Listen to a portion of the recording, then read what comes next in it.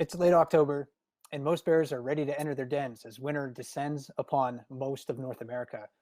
But polar bears are primed and ready for their season of plenty. Hi, everyone. This is Mike Fitz, your resident naturalist with Explore.org. The 2019 polar bear season on Explore has just begun, and we are excited to partner once again with Polar Bears International to bring you live footage of polar bears on the western shore of Hudson Bay near Churchill, Manitoba. To explore the world of polar bears and how their biology and lifestyle might contrast with other North American bears, especially brown bears, I'm joined with BJ Kirchhofer, the Director of Field Operations for Polar Bears International. BJ, so great to speak with you again. Yeah, it's great to be with you today. And if you have questions for BJ and myself about bears and their biology, specifically polar bears, you can throw those into the comments at the bottom of the page. So just scroll down below the live camera feed you're watching on Tundra Connections today, and you can post your questions there, and the helpful moderators from Explore.org will send those in our direction. We'll try to answer those throughout the chat and afterwards as well. I have a ton of questions about polar bears for BJ, though, and we're going to try to compare and contrast a lot of their biology with the brown bears that maybe many of our Explore.org audience is familiar with overall. But BJ, to start out, I want to just know about a little bit more about your organization. Can you just tell us a little bit more about Polar Bears International and their mission? Yeah, so Polar Bears International is the only organization that's dedicated solely to polar bears. So that's our main focus. That's our only focus, and that's why we're here on Hudson Bay today. Our main mission is to conserve polar bears and the sea ice they depend on. So I think one thing that the one takeaway we'd like people to have today is that polar bears need sea ice to survive. It's very different than the life of a grizzly bear, and we'll get into it and how they're specially adapted to be on the sea ice, this amazing place. But that's what we want to really get at today. And you mentioned a little bit about being on the shores of Hudson Bay. Can you explain a little bit more about your location and maybe the vehicle that you're inside of? Totally. So for the Explore viewers that have been around for a while, you'll probably have be able to recognize tundra buggies. Someone described them as almost like large Kleenex box shaped vehicles. And here's one coming up on your screen right now. It's big, it's square, and it's designed to trundle slowly across the tundra here and provide tourists a view of the polar bears. Now, Frontiers North Adventures has provided one of these tundra buggies to us and has over the past 13 years now. And it allows us, they give us this tundra buggy to use as a mobile broadcast studio. So I'm sitting here in the driver's seat right now. You can see the steering wheels behind me and all the gauges and everything. And behind me is, we have a little bit of a broadcast studio, some open space and some cameras and lights. And we are able to talk about the polar bears that are outside the window with specialists that are inside the vehicle here. So here we are on really a polar bear monster truck. And it is really an amazing setup. I was fortunate enough to visit Churchill last year, spend some time with the staff from Polar Bears International, and to see how that operation works, it really kind of blew my mind. I mean, you're able to drive across the tundra and broadcast live footage of the bears, so you don't need to be stationary at all. I mean, viewers will see over the next several weeks, on a daily basis, really, the tundra buggy moving around and catching different views of a variety of polar bears and the scenery out there. So it is a really amazing setup. And BJ does a wonderful job keeping everything sort of running and operating up there. It's not an easy task at all. So yeah, he's a wonderful person to have on staff. And also, of course, very knowledgeable about the biology of polar bears. And I think that's maybe a good opportunity maybe to transition into that topic. I mean, we know that that bears are fascinating creatures in a variety of ways, but polar bears especially have a remarkable suite of adaptations that allow them to survive in Arctic conditions. So I think maybe it's appropriate, BJ, to take a few moments at the beginning of the conversation to talk about what makes a polar bear polar bear. So you mentioned a little bit about the habitat that they need to survive, sea ice. So can you describe a little bit more about where polar bears live and that sea ice habitat? Yeah, absolutely. So the bears that we're seeing on the camera right now, they're really waiting on land for the Hudson Bay to freeze again. There's a great picture there. This is the west coast of Hudson Bay here, so it's this kind of rocky, part muskeggy, kind of part mudflat area that the polar bears are waiting on shore here for this ice to return. So, I think one of the difficult things maybe for people to understand sometimes is, when we see polar bears the most is when they're maybe near people. And so here's this great place, it's near people, it's on land. This isn't really where the polar bears want to be though. This picture here that you're seeing, this is where polar bears want to live.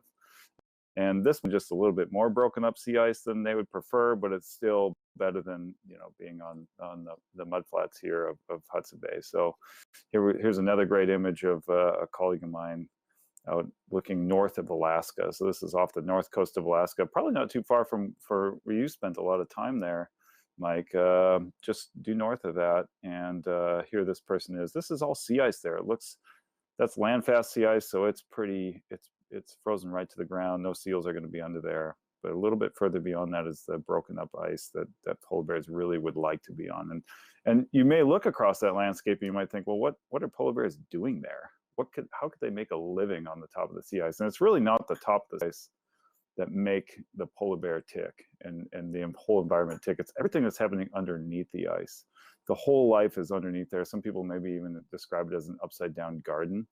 Underneath there, we've got small little diatoms, and we've got fish that eat the diatoms, and then we've got we have seals that eat the fish, and of course the ring seals and the bearded seals are the two species there. And polar bears wait on top of the sea ice for these air-breathing seals to come up. Maybe they're basking, maybe they're coming up for a breath, or it could be their pups in the springtime. And that's the meal for the polar bear. So everything's happening underneath the ice, and polar bears are kind of the top of the food chain and waiting at the top of the ice to get this really rich, fatty food source, ring seals and bearded seals.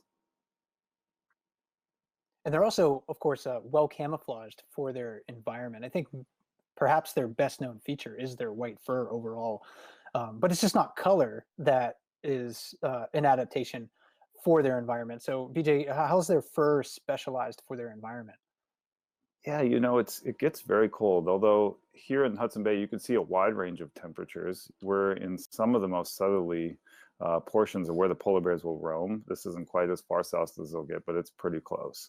And so in the summertime, it could be quite warm. You could see temperatures of 30 degrees C, or around 80 degrees Fahrenheit, maybe a little warmer. But the cold, this is where the fur really comes in. Cold temperatures here in the wintertime. You could have 40 below zero, which is C and Fahrenheit together. Easy to do that conversion.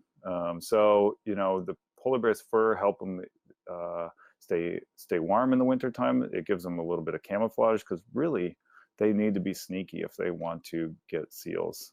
They have to be very patient, stealthy, and very smart. So life on the sea ice is not easy.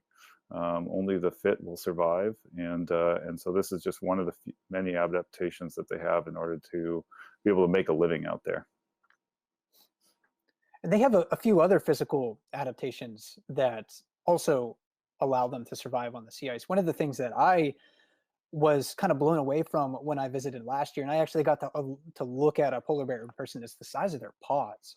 So, Totally. I mean, they were big. They were really, really big, much bigger than brown bears overall on average. Can you describe just a little bit more about those paws and perhaps their claws and how those help the bears survive on sea ice? Yeah, I've got some props here that we brought out. Now their paws and their claws are really important. So maybe we could start with the feet. The paws themselves are really big for the size of their body. They help displace some of their weight so they can walk on thin ice. Some people say they're as large as dinner plates. When you see a really large male walking and they pick up their back feet, that's a pretty good sized paw right there. You can see in that image. So that's one thing. They have little, almost like suction cup features on the bottom of their feet called papillae. and they provide traction on the slippery surface, which, if you can imagine, is super important when you live on ice. You want to have a little bit of extra, you want to make sure you have your winter tires on, if you will, you know. They also, females will emit hormones to their feet. And sea ice is a huge environment. And when mating season comes around and you want to be able to find the best way to do that is leave some sort of a trail, leave some sort of a track. And they do this with their feet themselves. And so males will walk along the sea ice and you'll see them sniffing tracks, and it'll be able to tell them potentially who this other bear is and if they would like to follow him for mating season. So that's the feet. The claws themselves, I've got two different claws here. I don't know. Ooh, there we go. We'll get them in the window. That's bright. Sorry, the contrast there, but it's going to work well for our claws. Mike, do you know which one is the grizzly bear claw and which one is the bear claw? Well, I think the longer one is the grizzly bear claw. Those are well adapted for digging. Yeah, pulling up roots, digging for small animals. But those polar bear claws are quite amazing in their own right. They're almost like a beefed up version of a black bear claw. So instead of climbing, of course, trees, you know, maybe they're using that to help them run on sea ice or climb on sea ice as they're swimming through the water. That too, also to be able to pull out their seal. You know, seals are pretty slippery. They're kind of big fat capsules, as some people have described them as. And this sharp point here is really good for being able to dig that right into the seal and pull it out of the seal hole, out of the breathing hole. And I guess I hadn't thought about before. It's almost like a meat hook. I mean, on their front paws, they have 5 of those that they can utilize to just rip that seal right out of the sea ice. And of course, the seals aren't going willingly. No. So yeah, I mean, it's the bear itself, the polar bear, you mentioned, is a stealthy animal, well camouflaged. It needs to be to make a living on different types of food sources, and that's one big difference. For their specialized food sources. That's one of the big differences between polar bears and brown and black bears. I mean, brown and black bears in North America are omnivores. They're able to make a living off of many different types of food. You know, just about anything from salmon to pine nuts to herbaceous vegetation and berries. But the diet of polar bears is very, very carnivorous compared to those other bears. You in the past and other folks from Polar Bears International have really called them almost lipivores because they are so well adapted to surviving on fat. So when they catch a seal, they're not really, well-fed bears aren't consuming the whole thing, right? They're consuming maybe just the fattiest parts of the animal. Yeah, that's correct. So Dr. Andy Drochet coined the term lipivore. I don't know if many people use it, but I think it's a fitting term for the animal.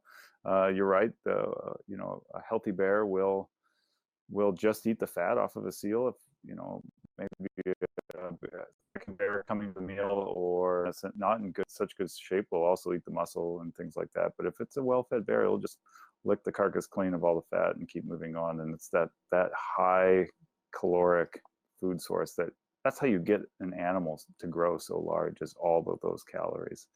And of course, it's important for that super cold environment, to have all that energy available to you. And yeah, so I think, another adaptation, if you don't mind, if we move on, to the here, I just want to pick that up because we talked about the claw being really good for being able to pull the seal out of the hole. This is part of one of the bear's tools in the toolbox as well, is this space right here. So they call this the diastema, and you've got these two giant teeth here that can also sink deeply into the poor seal there, its meal, and grab on, and with the help of the claws and that space there, being able to really sink into the seal there, pull that animal right out of the sea ice. So that's that, and that's their teeth there. They're pretty well adapted to be able to do that, and then grind up the meat there with the back teeth. I think another interesting thing is their nose there. If you look inside, this is a replica skull. But if you look inside, there's a lot of texture in there, and there's a ton of surface area for their nose to be able to pick up what's going on there. And I've heard biologists describe that polar bears live their life through their nose. They're really taking in their whole environment through their nose, which is really good. I mean, part of the year it's or half the year it's quite dark in the Arctic, and in some places they might have 24 hours of darkness. And so, if you don't have your eyes, and maybe your ears are only about as sensitive as human ears, your nose is going to be your next best tool. And so that's what they're going to be able to navigate the environment and be able to find their next meal. Bears really do live through a world of scent, I think, that humans can't really imagine. I mean, their sense of smell is orders of magnitude greater than our own. Even if you look at the surface area, you were showing that polar bear skull with all the texture inside of the nasal passage. Humans don't really have that same amount of surface area to capture scent. And then their brain, from what I've been reading, actually has a larger percentage devoted to interpreting scent. So not only do they have the physical means to capture scent particles moving through their nostrils, but they also have the brain power to interpret those scents as well. And I think if I was suddenly endowed with, the ability to smell like a bear, I think I would be a little weirded out for a while. I think it would maybe be a bit disgusting at first to be able to smell everything in the world like a bear does, but it serves them extremely well. It's just a remarkable thing that makes a bear different than many other mammals, especially humans. I don't think I can quite imagine their world of scent. So they have the specialized claws. Different than your family dog. Sorry. Oh, sure, go ahead. Yeah. Yeah, well, I was gonna say, it's too different than your family dog. Maybe you take your dog to the park; they're constantly sniffing everything they can get their nose on there. So I think it's pretty similar. So they are really sea ice specialists in a lot of ways, for everything from their nose and their ability to smell, to their teeth, to their fur and their claws. You mentioned, though, that to get really, really big, you have to have a lot of food available to them. So polar bears are eating a lot. But how big can a polar bear get to? How long, and maybe do you know how heavy they might be able to be when they're really well fed? Yeah, the bears that we're seeing, most of the time they're walking around on all four. A big bear could be 5 feet at the shoulder. So if I was on the ground here, I think it would really change our point of view. Those things would be almost up to my eyes at the shoulder. Stand up, a really big bear could be 10 feet tall. I mean, it is a huge animal. Weight-wise, you could see, male as up to 800 kilograms, or 16, almost 1,700 pounds in that neighborhood. And a little bit smaller, 400 kilograms, or about 800 pounds. Massive animals. Now, I guess I had a question when we were looking at some pictures, and I know you guys just wrapped up Fat Bear Week. How big are your Katmai bears there when they're all fattened up on fish? Well, the Katmai bears on the Alaska Peninsula, and they're very closely related to Kodiak bears genetically. They have their diet is very similar. It's composed of a lot of salmon. So the Katmai bears and the Kodiak bears are really the biggest brown bears in the world. In fact, we there was a person from the National Park Service this year that used some laser scanning technology to get an estimate of volume on one of the largest and fattest bears at Brooks River this year. Not this one, but another one that is actually bigger, if you can believe it. And he estimated, just looking at body fat percentage and saying that the rest of the bear is basically the density of water, that number 747, really one of our big bears at Brooks Falls, weighed about 1,400 pounds. So he is huge. A real giant.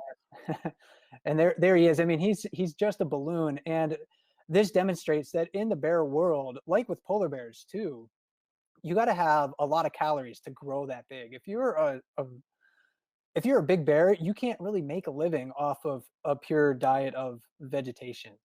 You need calories that you can digest more efficiently, and that are more compact. So brown bears, that's why on the Alaska Peninsula and on Kodiak, they focus so heavily on salmon, because those foods give bears the opportunity to grow so big and get so fat at this time of the year.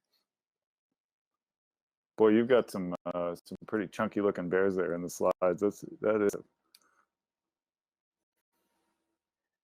Yeah, it was a very good year for brown bears overall in Katmai. The salmon run this year was very large, so the bears were doing pretty well for themselves, as you can see in these photographs.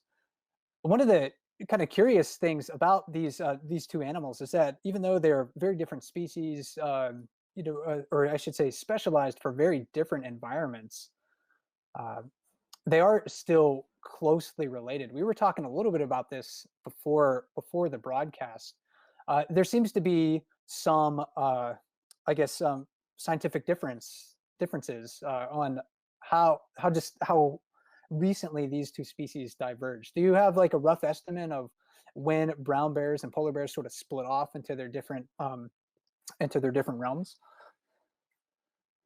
Yeah, we talked to some biologists that are here on the buggy with me, and we were saying something between a couple of 100,000 years to maybe a million years is kind of when they think the two species diverged. But I think the most important takeaway is that they are still so closely related that they can still interbreed and still produce viable offspring. So I think that's something pretty interesting. These animals aren't really too different.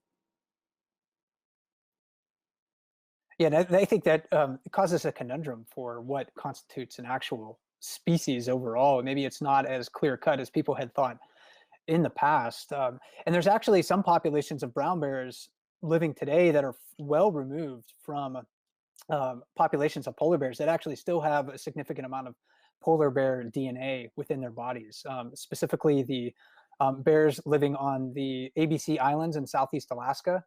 So the scientists believe that there might have been an isolated population of polar bears there at the end of the last ice age. As the climate warmed and the sea ice sort of retreated north, those polar bears got stuck there, and then maybe brown bears wandered and emigrated into that area. They started to interbreed with the the remaining polar bears there, and the brown bear DNA sort of swamped most of the polar bear DNA out, but there's still that polar bear lineage that's passed on through the female line in the mitochondrial DNA. And that's DNA that's only passed down from mother to offspring. So a father can't pass that down to its offspring, but a mother can. So there seems to be that lineage passed down over the last several thousand years. And that makes that population of bears in Southeast Alaska unique. I was also reading recently that there's some fossils in Ireland that have sort of like the same characteristic, where it's that matrilineal DNA from polar bears that's in brown bear fossils. So maybe the same thing happened in Ireland sometime toward the end of the last ice age. A population of polar bears just got stuck there for whatever reason, and they had to make a living somehow, and they were able to maybe pass on their genes to brown bears, and now those fossils are the remnants of that crossbreeding that happened. They might be closely related, but the body conditions, BJ, of these bears at this time of the year are really, really different. Uh, so, what are what's the body condition of your polar bears right now? I mean, we looked at some pictures of the brown bears before, and brown bears are really at their fattest points of the year. So, how does that compare to what the polar bears have been going through for the summer? Yeah, so of course the life cycle for the polar bears is quite a bit different. And what we're seeing now is that they're entering in kind of the final stages of their fast, hopefully, here on Hudson Bay. So we rate polar bear body condition on a 1 to 5 scale. And if a polar bear is doing well, if the habitat's doing well, theoretically they should be coming off the ice, almost like your Katmai bears are looking right now. And that could happen in June or July, sometime in the summertime. And that's when they should be a 5. That's when they should be really, really big. And then from that point on, once they get off the ice, for the populations that have seas, go into a fast that will take them. They'll consume something like a kilogram of body weight per day, just living off their own fat store. So that's 2.2 pounds per day, and they'll just kind of coast down until they can get back onto the sea ice and catch seals again. So that's where we're at right now. You know, we're something like 100, and assume it's about 125 days or something these bears have been off the ice. So that's when the ice left. They came on shore and really are just waiting. You can see this bear you're looking at right now. It's longing for sea ice, I think. And there's a few flurries, snow flurries. Oh, taking a peek at us here. That's great. You know, and they're really they're waiting for the sea ice to freeze. Now, once the sea ice comes back in, it may not be, you know, the best season of seals, but at least they're able to start getting access to the seals and where they live on the sea ice, you know, where they're really going to make their hay. Or each year is in the spring, when the spring pupping season happens. So ring seal pups, after they're born, they can't swim right away. They're in their seal layers, and being nursed up to size. So polar bears take advantage of this, and that's when they really suck down these fat capsules. And another, you know, significant difference between brown bears and polar bears is their denning and hibernation cycle. Male and female brown bears at this time of the year, they're virtually all going into their dens. There's maybe a handful of exceptions here and there, especially maybe in coastal areas. Like on Kodiak Island, there can be a few male brown bears that will stay out of a den year round. Black bears, especially males in southerly habitats where they have access to food more consistently year round, some of those males may not den. But as a general rule of thumb, black bears and brown bears are getting ready, or already, some of them might already be in their dens at this time of the year.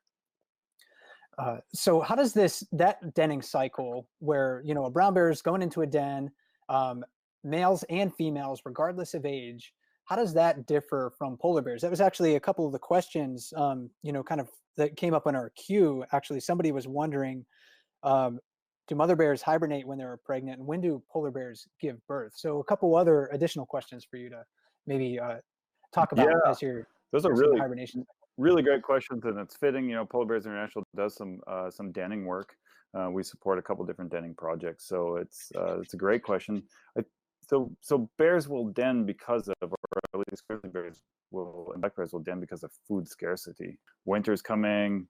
It's difficult for them to eat, so it's better strategy than to just get as fat as you can, crawl into a den and go to sleep for the winter. You know, polar bears, on the other hand, though, you know, the winter time and through spring, that's when they're going to make their living. That's when they can really fatten up, and so it's not to their advantage to crawl into a den. Really, so some polar bears do den, and it's only going to be pregnant females, and that process is starting right about now. So the bears that we're seeing here on the coast likely are not pregnant females.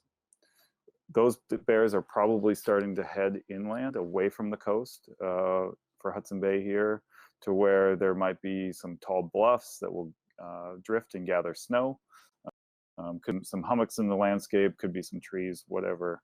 But anyways, they wait for the snow to come in, and they'll dig a den, probably much like your grizzly bears there.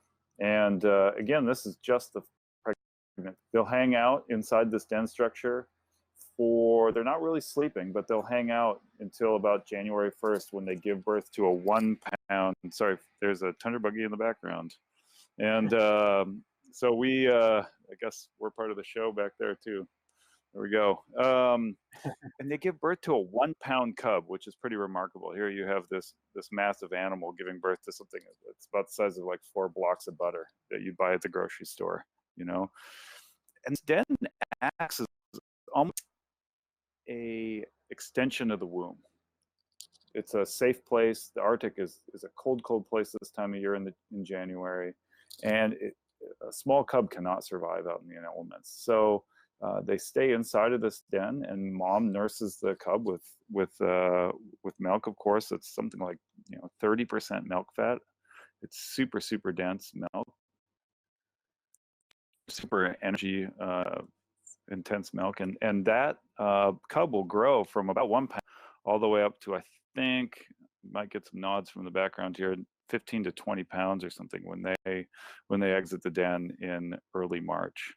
So if you can imagine, something growing 15 to 20 times its size in just 6 to 8 weeks, it's pretty remarkable. So it's a process there. Once a male bear leaves its den with its mother, it won't ever den again. Those male bears just stay out on the sea ice and continue to hunt seals. Now, a female bear, after 5 years or more after she reaches maturity, then she would maybe den again after she becomes pregnant. So it's quite a bit different than your grizzly bears there. And I think the denning and hibernation cycle of polar bears, and with brown bears too, pregnant brown bears, I mean, that demonstrates the additional challenges and costs of raising offspring for mother bears.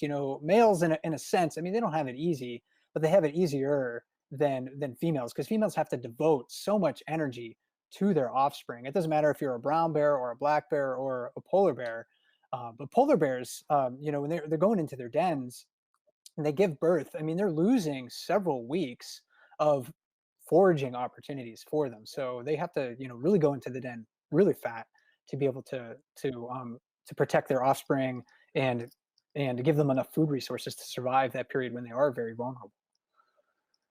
Yeah, so if we just kind of go back and touch on what we've talked about already, if you think about it, the bears here in Hudson Bay, they're coming off the sea ice sometime in late June, early July. Those female bears then go into about now. They give birth in the early part of January. They're not able to reach the sea ice again with their cubs until March or early April, sometime in that time frame. I mean, this is a huge amount of time that they aren't eating at all. And on top of that, they have to give birth to this cub and raise it. So it's absolutely remarkable process that these females are able to go through. So BJ, it's unlikely that we'll see pregnant females on the cams this year, on the polar bear cams. But what can we expect to see with our polar bears or on the shore of Hudson Bay this year? Yeah, so I think as if you're tuning in, I think some important things you'll see are some interesting behaviors. I'm walking off the frame here. So really interesting behaviors here in the Hudson Bay. We're definitely going to see some sleeping. These bears are conserving energy, waiting for that to come in. When temperatures drop down, there we go. We got a sleeping bear. We potentially might see some sparring. So this will be usually two male bears sizing themselves up. Although it looks kind of rough on the cam, they're just fighting, sizing each other up to see how they might fare later on in the season when mating season comes in, and where fighting becomes quite real in order to gain access to a female. So these bears might do some sparring when the temperatures drop a little bit. What I really liked earlier today, we had a bear that was sleeping here just in front of the buggy, and then another bear came in. And if you watch this other bear come in, it was pretty interesting. It was very cautious.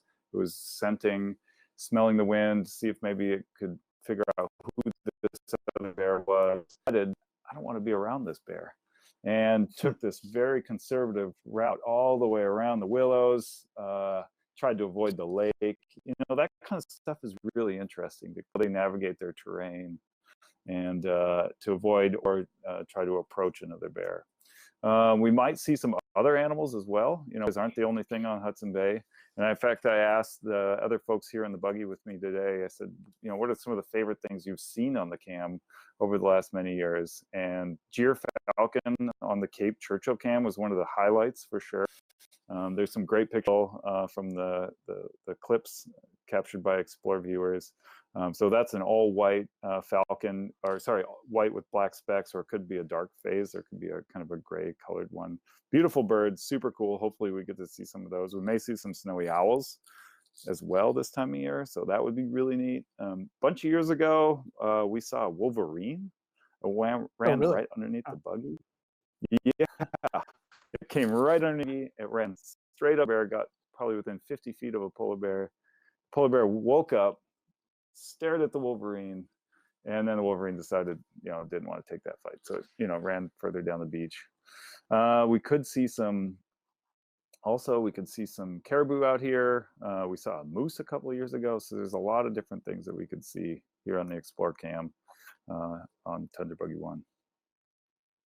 Yeah, that's a very diverse area just on that western shore of Hudson Bay. And actually, all three North American bear species are found within that relative area. Probably not likely to see a grizzly bear or a black bear on your cameras, probably just likely to see polar bears. But I mean, the possibility still exists. I know at the Churchill Northern Studies Center, they've seen grizzly bears walk right by there, and that's where you park the Tundra buggy near the buggy one near there each night, so you never really know what's going to show up. So that's one thing that makes the cameras really exciting to watch. Absolutely. Cape Churchill this summer, we did see a grizzly bear on that camera. There's also possibility for black bear there. So, this is getting pretty late in the season to see those. But you never know. Tune in, check it out. And how long might we be able to watch the polar bears on the cams this year? November, sort of early November, sort of prime time. Is that correct? But how long might it go into the fall? So the Frontiers North operates their infrastructure here until the end of November. So we try to operate the cameras for as long as they're going. It really depends on the weather and what happens with the sea ice here. It's possible that the bears will stick around to the end of November, or potentially if the sea ice freezes. Last year we had a bit of an early freeze up, and so we turned the cameras off around I think it was 16th, 17th, something like of November, because the season was coming to a close. So of course we want to have the bears around. We want to see them here in Hudson Bay, but of course we're rooting for them, and we'd love them to get it back out and catch some seals. So a little push pull there. And along the lines of that topic, I mean, the Arctic is one of the fastest changing areas on the planet. It's warming much faster on average than the rest of the world. So how is this change impacting polar bears? So this is the largest threat to polar bears. Global climate change is what is affecting polar bears the most. We are losing sea ice here. Polar bears have lost, in this population here, on average of 3 days of access to 3 days of sea ice in the spring and 3 days of sea ice in the fall for every decade.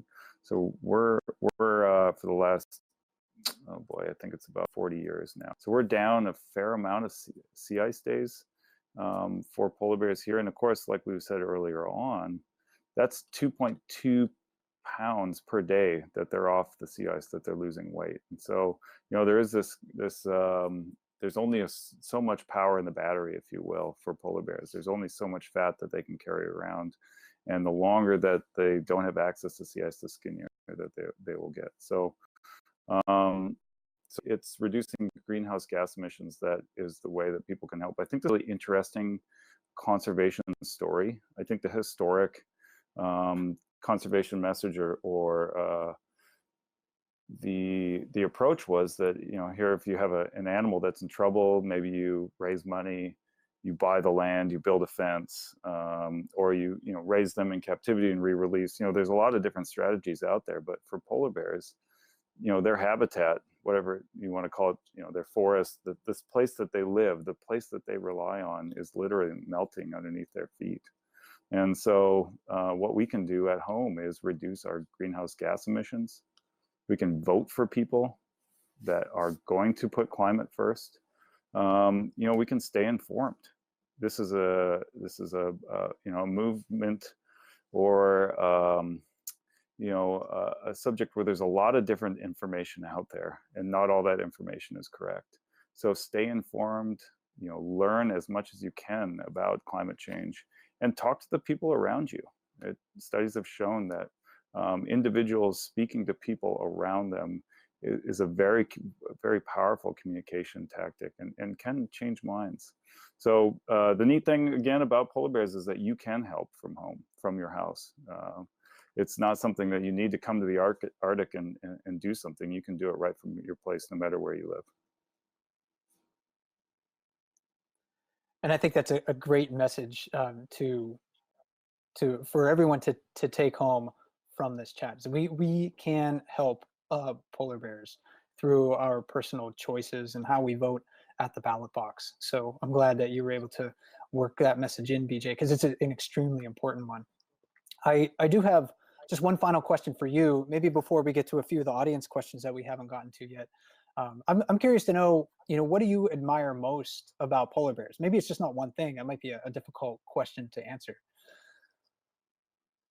Boy, I didn't see that one in your notes there, Mike. Kind of broadside of me there. No, I think just the ability to live where they live. When I've been very fortunate to work for Polar Bears International and get to go to a lot of places where there are polar bears. And every time I get into their environment, and stand there and look out, it is totally amazing that they are able to make a living where they do on this place of sea ice. I mean, really, we put on our jackets and our boots and our snow pants and our mittens and all these layers of clothes, and we can stand around out there or do whatever work we have to do. But, the clock is ticking for us on that sea ice. You're always wondering, well, when am I going to get back to the heat? How am I going to get this job done so I can get back, to my comfortable environment? And this is a place where bears, they live. This is where polar bears make their living. So I think for me, it's just impressive that they've managed to figure out how to survive on the surface of the sea ice. Yeah, they're, again, remarkable creatures, so well adapted to their environment. I would probably, if I had to choose, I'd probably echo those comments as well that you that you just said. When it's cold, I like the cold. I'm not a cold tolerant person overall. My hands tend to go numb really quickly. I have had frostbite, a little frost nip on my nose. I mean, it's the Arctic and the cold. I mean, everything is sort of complicated up there. So, and polar bears, they just make it look easy. They just walk around like it's no big deal. And to them, yeah, the cold is not any big deal. So I'm glad you're able to share those thoughts. And that's maybe one other way that we can admire these animals when we're watching them on the cameras. It's just seeing how comfortable and relaxed they are standing around in the cold while everyone's tucked up inside of the tundra buggies, huddled together, wearing their parkas and everything like that, with the heat flowing from the vents. BJ, do you have time to stick around for a few of the audience questions? Yeah, absolutely. Let's do it. All right. I think we got to many of these during the chat. One person was wondering, however, and this was not a question that we talked about specifically, but one person was wondering, do you track any of the bears? Are you able to, radio collar them or GPS collar them or put ear tags or anything on these animals to follow their movements? Yeah, that's a great question. So this population we're in right now, I should take a step back. There's 19 subpopulations of polar bears. They're cut up mostly for management purposes, not necessarily because that's where a polar bear lives. One polar bear can walk over to the next population if it feels like it. So most of what we know about polar bears actually comes from radio collars. There's only so much we can do with direct observation, and of course they're living in a place that it's hard to get to. It's dangerous to live or be for humans. So a lot of what we know from polar bears comes from radio collars. You may see polar bears here on the cam. We have seen them in the past with a radio collar on. In fact, we just got a call from one of the other buggies that said that they saw an ear tag transmitter on one of the bears we were watching earlier this morning. So your more traditional collars are going to be worn around the neck. It's only the female bears that get the collar. This is because the males kind of have a cone-shaped neck and head. So their neck is quite a bit thicker than them, and the collars slide right off. So we outfit the collars. They last up to 2 years on a given female, and most now are using an automatic release mechanism. So once the collar has reached its useful life, then the collar drops off, ideally on land, so that we can retrieve and refurbish the device itself. Here in this population, they'll put out as many as, I think, 20 collars at a time. And of course, this is done from a helicopter after they've darted the polar bear. And they take a whole wide range of measurements as well once the polar bear is asleep before fitting it with a collar. So they'll weigh, measure its length and width, and take all kinds of other samples from the bear, and then fit it with the radio collar and let it go. So the ear tag transmitter that I mentioned, Polar Bears International, is actually working on a project with 3M right now, in hopes of creating a better attachment mechanism for those small tags. You know, the tags are very, very small now. We'd like some sort of glue or some sort of attachment mechanism that we can just stick these things onto a polar bear. And then once the usefulness of the radio is done, then it'll just fall off the bear. So that's what we're hoping for. And it's a super cool project. We talk a little bit about it on the Polar Bears International website. If you're interested in that, definitely check it out. And the next question in the queue that I have here is about Churchill and about living there. I was just up there for a couple of weeks last year, and it is a very unique experience. Can you sort of elaborate on what it's like to live in Churchill, living in a place where you might have polar bears walking down the street? So I'm definitely not a local here in Churchill. I've spent a lot of time. But the community itself is about 900 people. There's only 2 ways in and out of Churchill. You either take a plane or you take a train. I guess you could take a boat, but there's no regular passenger service there. But so anyways, so those are your 2 methods in and out. Churchill unfortunately lost its train, and it just returned almost a year ago now. It's probably been about 11 months that the train, and that was pretty tough for the people of Churchill here. That was the most economical way to get food and materials in to Churchill. It also made so that Churchill was kind of a connector to communities that are further north out into the bay. And during a spring storm, coupled with heavy snowfall from the previous season, the rail line washed out, and the company decided that they weren't going to fix it. And that was pretty hard on the town of Churchill. The government stepped in and has helped fix the rail line, so Churchill's really kind of in a resurgence here. It's really, really kind of fun to see everything coming back here with that rail line. So yeah, it's an interesting community here on the edge of Hudson Bay. In the wintertime, it's very, very cold. The winds can just howl off the bay there. Daylight on the short end there will be 5 hours and 15 minutes on the shortest day. So it does get quite dark, although they never have 24 hours of darkness here in Churchill. Of course, you get paid back in summertime. You get very long days in the summertime, which is great. And Churchill is actually at the same latitude as Katmai. So almost exactly. Yeah, it's a strange coincidence. So again, you have these the brown bears in Katmai focused on salmon, a very different lifestyle going into their dens right now, and then you have these polar bears in Churchill that are kind of hovering right on the edge of the shoreline, waiting for the sea ice to come in. And the main difference between the 2 overall is just sea ice. I mean, there's really not significant sea ice in the Katmai region. There's a little bit here and there, but it's just it's too exposed to the Pacific overall, the main body of the Pacific Ocean. So you just don't get the same amount of sea ice forming there.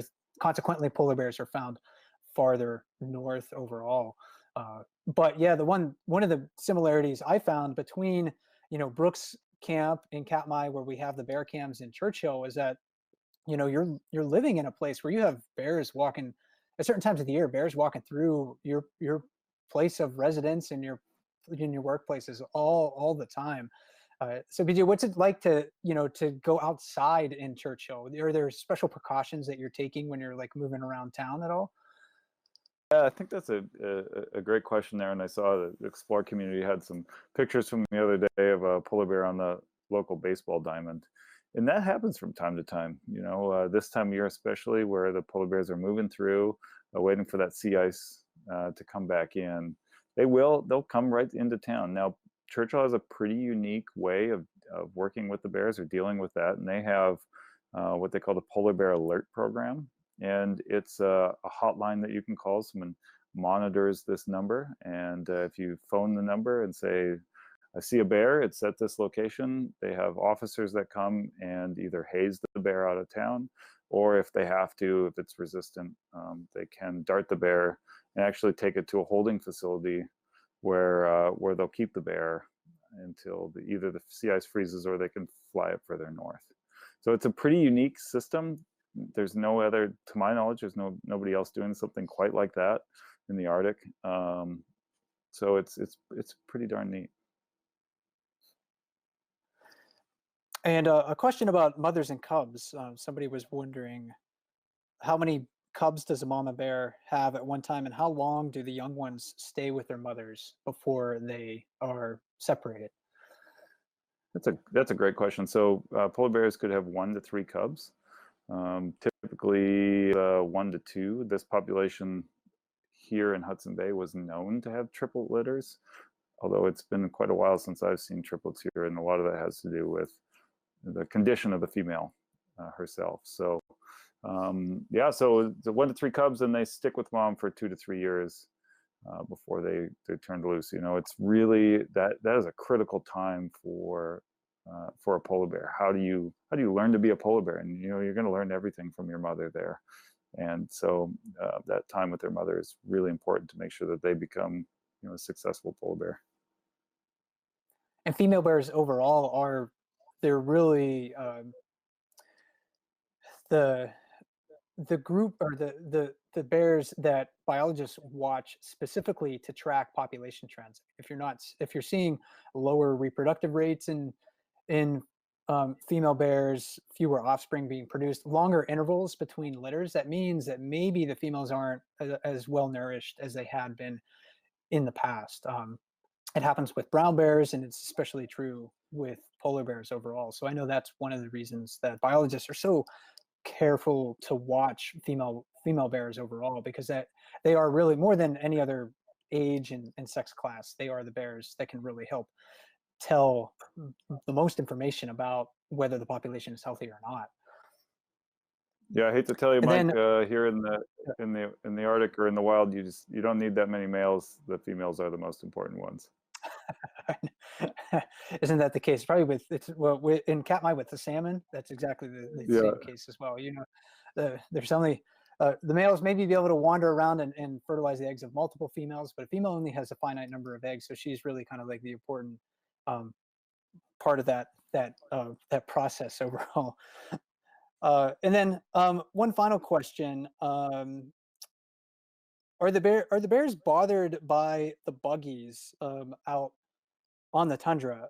Is there ever a circumstance, or is it, so yeah, that's the first part of the question. There's a second part of the question that I'll get to after that, but I'm curious to know, yeah, what's your take on the buggies and how the bears interact with them? That's a really good question. You know, the drivers that we interact with here, are the drivers that drive these buggies, most of them have been here for a very long time. I would guess that most of them have been here for more than 5 years, some of them for as many as maybe 15 years. And so they spend a lot of time figuring out how to work out here and not affect the polar bears. You know, for them, it's probably a twofold reason. First being that they don't want to disturb the bears. These people really do care about the animals themselves, but also the people that are on their buggies that have, you know, decided to come and travel up here to see the bears, want to get as close as possible.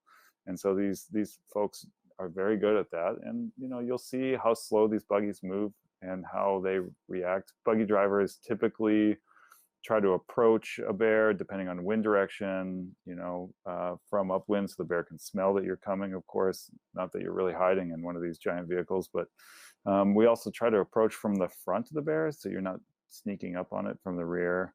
There's a couple of other tricks as well, but mostly it's just driving slow and being respectful and really watching the animal itself.